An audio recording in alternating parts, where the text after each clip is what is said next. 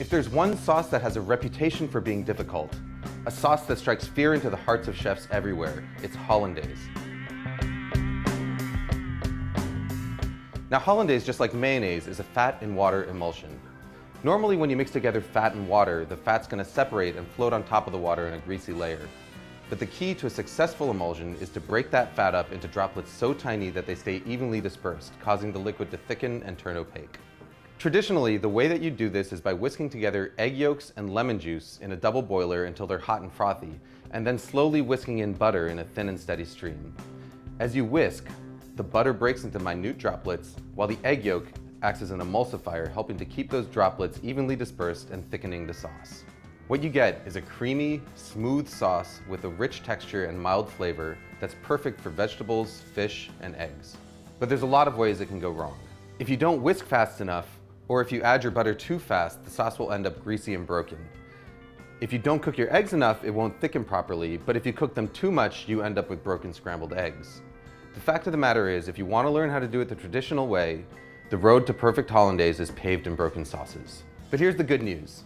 There's an alternative method that is completely foolproof, produces a hollandaise that's every bit as good as the traditional version, and takes about a minute start to finish.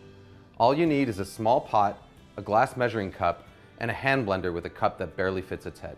We start by combining an egg yolk, a teaspoon of water, a teaspoon of lemon juice, and a pinch of salt in the bottom of a blender cup. Next, we melt a stick of butter on the stovetop until it's completely hot and bubbling. It should register about 220 degrees Fahrenheit with an instant read thermometer.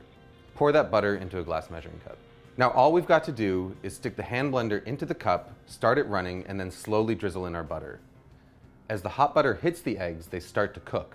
By the time you've added all of your butter, about 30 seconds later, the eggs are fully cooked and you've got a smooth, creamy, hot hollandaise sauce that is completely indistinguishable from one made using the traditional whisking method. Hollandaise is at its best right when you make it, but if you want to store it, your best bet is to keep it in a small, lidded pot in a warm spot somewhere near your stove. Just make sure that you use it within a couple of hours. Food Lab signing out.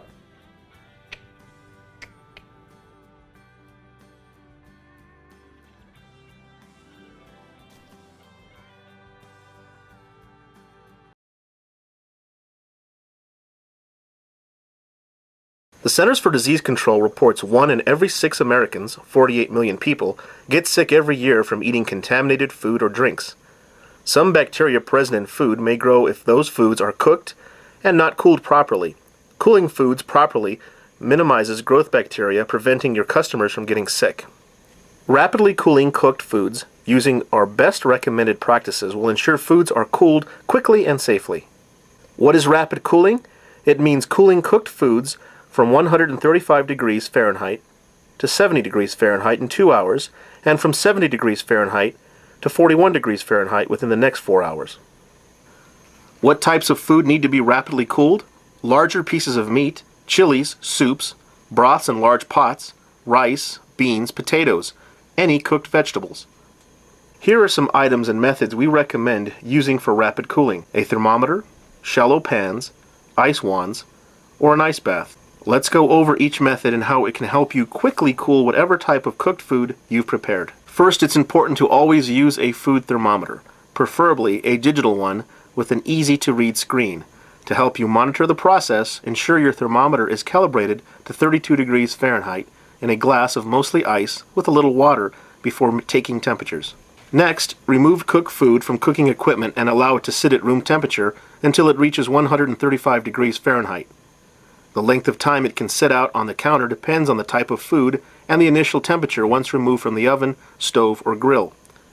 Make sure that when you take the food temperature, you place the thermometer in the warmest and/or thickest part of the food product. Before your food cools to 135 degrees Fahrenheit, determine which type of cooling method you want to use. With large pieces of meat, slice it into smaller pieces and place it in a shallow pan or tray before placing the pan in the walk-in cooler. For soups, chilies, broths, or other large volume liquid foods, use an ice wand. Make sure you're using an ice wand that has been washed, rinsed, and sanitized before putting it in the freezer. Store the frozen ice wand in a clean container or wrapped in plastic wrap to keep it clean until you need to use it. It is important that you only place the ice wand in food once it has cooled near 135 degrees Fahrenheit, or else it will melt too quickly and won't effectively cool food. Once it reaches 135 degrees Fahrenheit, place the frozen ice wand in your pot of food and stir continuously for 3 minutes. Then leave the wand in food. Don't forget to come back and stir every 20 minutes. Remember to always use a fully frozen ice wand and remove the ice wand once it melts, replacing it with a new frozen ice wand. Another method you can use is an ice bath. Fill your food prep sink with ice and a little water and place pot inside basin. Be sure you have a full sink of ice water at least the same level as the food inside the pot. Stir for 3 minutes and remember to come back and stir every 15 minutes or more frequently. Remember, when the ice melts, you must add more ice to make sure the food is always sitting in ice-cold water.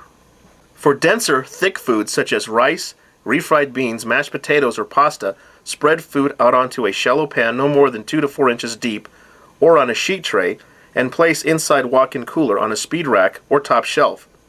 Do not place hot foods directly beneath cold foods to prevent accidental warming of surrounding foods.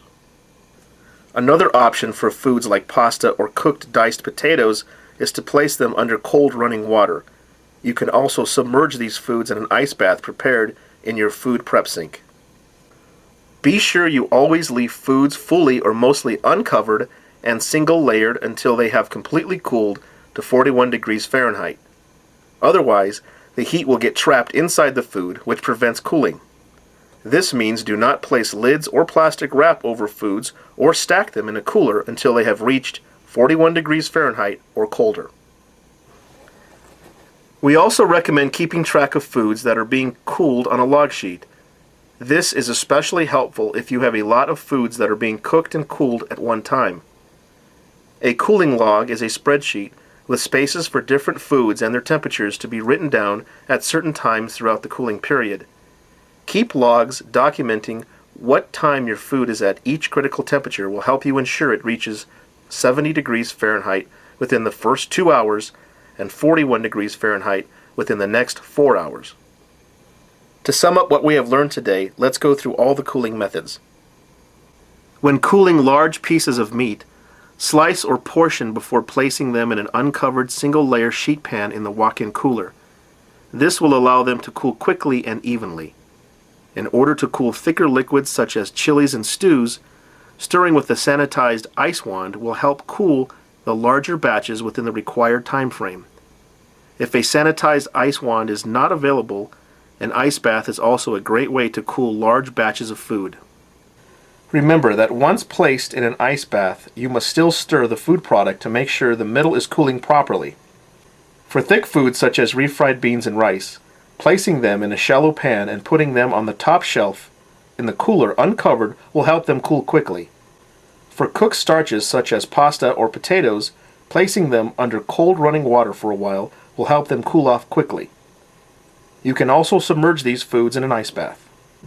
When cooling any type of food, it is best to leave them uncovered in the walk-in cooler until the internal temperature of the food reaches 41 degrees Fahrenheit. This can be checked and monitored with your cooling logs. Please contact your local health department for additional information and training.